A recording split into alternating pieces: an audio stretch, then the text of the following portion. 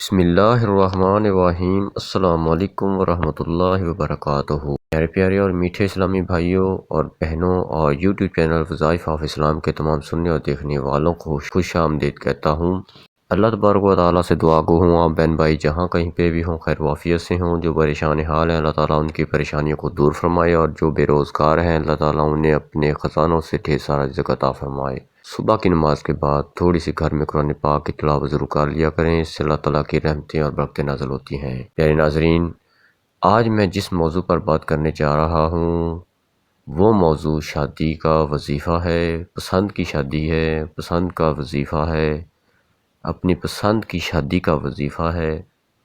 قارئین، آج کل ہر نوجوان لڑکا ہو یا لڑکی، ہر ایک کی یہ خواہش ہے کہ وہ اپنی پسند کی شادی کرے، کیونکہ وہ جس کو پسند کرتے ہیں وہ اس کے جذبات اور مزاج کو اچھی طرح سمجھتے ہیں، اس طرح ان کی زندگی اچھی گزر جائے گی، اس لیے لڑکے اور لڑکیاں پسند کی شادی کو ترجیح دیتے ہیں۔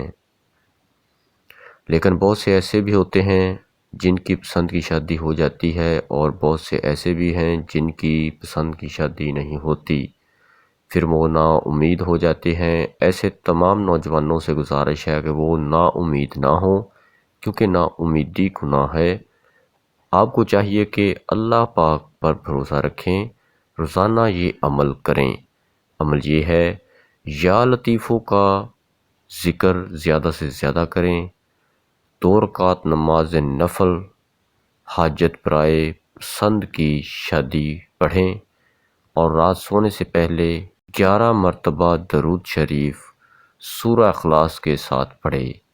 یہ عمل 3 ماہ تک کریں، انشاءاللہ آپ کی پسند کی شادی ہو کر رہے گی۔